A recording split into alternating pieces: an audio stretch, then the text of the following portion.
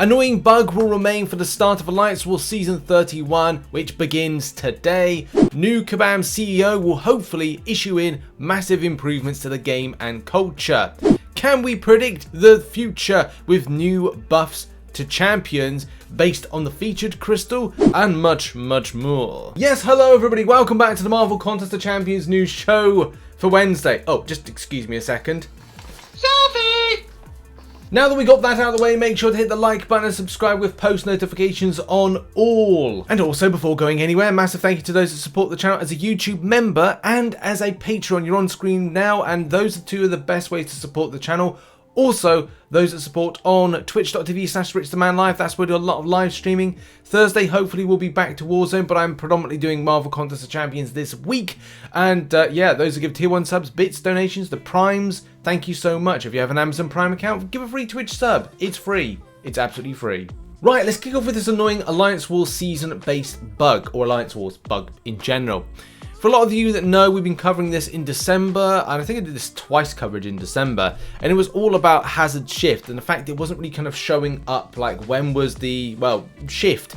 Because with this one, it'd be a case of going like, oh, I want to throw in some kind of debuff here or debuff there. Those particular debuffs in question were shock and bleed, and it's always nice to look into the top right-hand corner and go, oh, that's right, so it'll switch to that one, it'll switch to that one, and everything's hunky-dory, because, like, I know when things are happening. No, that's not the case. There's no timer, there's no nothing. At the end of December, Kabam said, hey, we're working on this, and then, you know, the Christmas break happened, and then we're back in January, and there's going to be a new Alliance War season, and this has not been dealt with. And as of yesterday, it was the case that Kabam said, hey there, the team is aware of this issue and is currently investigating it, which they knew about last month. So yeah, with this not looking like it's going to be repaired coming into the new season, do exert caution when taking on anything that has hazard shift, bleed, and shock, because you won't know when it switches over to the respective immunities, because every 12 seconds, yeah, like it's swapped, and you won't know about it. Now, just a quick story on profile pictures. I didn't think I'd ever be doing a quick kind of coverage on this, but people like profile pictures. I don't personally like spending anything more than what would be 50 units, and that's a stretch to buy a profile pic. But that's just me personally. There are other people that differ from that, and it has been asked a question with Kabam about like putting out some other ones, you know, where weren't we seeing them, those kind of things. So Kabam Miki said, unfortunately, this is not something that's very easy to do. I'm very happy to see other people enjoying profile pics as much as I do. We didn't realise that not having them this month would lead to people missing them. I've seen many threads on this, funny enough, as much as they do, and we've noted that for the future. I love the idea of rerunning profile pictures and want to do it in the future, but the problem that we have right now is that there is no way for the game to display or know if you have a certain profile picture or not, and could result in players buying the same one again and not getting anything for it. This is something we want to solve so that we can do reruns. So unfortunately, it's not something we can do this time, but it's on our list to address in the future. So that's cool for those that are interested. As I said, for me, I just can't warrant the spend of units, but I know other people are interested in it, and that's the thing. If you're interested with something in game and you find something fun in game, then of course, you know, you do you at the end of the day. Find your fun! Now let's talk about the iPhone 13 and new devices. Not exclusively just about the iPhone 13, because look, other devices do have a different experience with the game. New devices in general, when they come out, can have a love-hate relationship with Marvel Contest of Champions, in that it feels like Kabam haven't optimized the game for usage on all of devices, which we know all devices do not run the game in the same way. If that was the case, this would be the greatest game ever, but it's not when it comes to optimization for devices.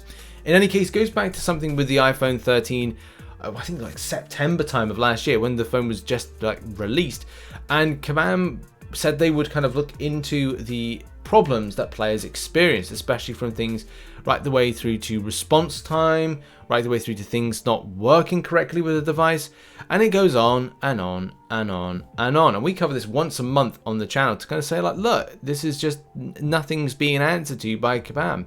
People are buying this iPhone 13, they're then taking it home and finding they're getting a very different experience from what they got from other devices, like the way that my iPhone 7 Plus runs the game very differently to my iPhone 11 Pro. and the game runs very differently on an iPad. And in fact, with recent updates, it's actually been running worse. But you know, that's just the problem when you rely on something called Sir Tapsalot to go, oh, this really registers what human input is, and we're replacing humans with robots. So fun times. I really do hope that a lot of these issues go away when the new game engine comes in. And also optimization is something Kabam can actually do well at. It might surprise you that Marvel Realm of Champions, even though sadly it's going to be leaving us this year, had a better response from input than Marvel Contest of Champions and a lot of other games that I've played. Marvel Future Revolution has a very good response tap ratio. So when you tap on something on screen, it works. You slide on something or swipe on something, it works.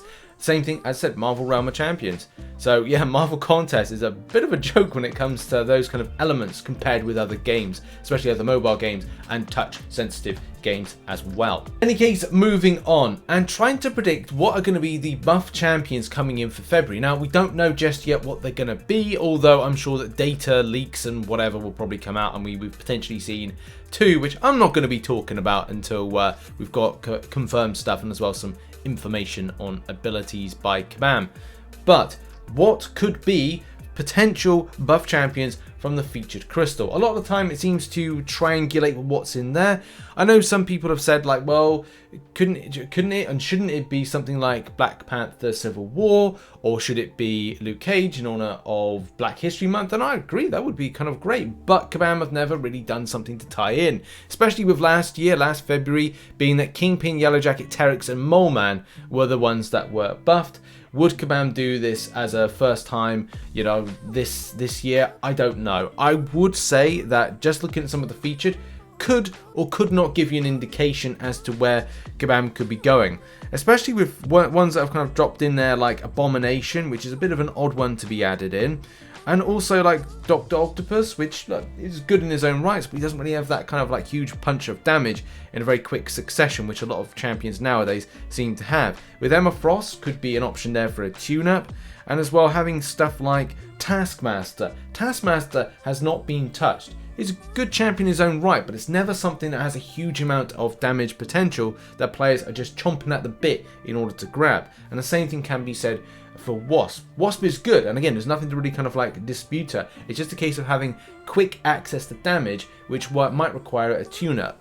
With certain champions, as I said, like Abomination, has got to be a full rework on that one.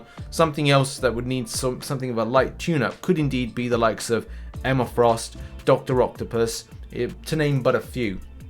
But it could be more. It could be more within there, or it could be red herrings, and nothing that is being buffed could be in this crystal. But thoughts on that in the comment section.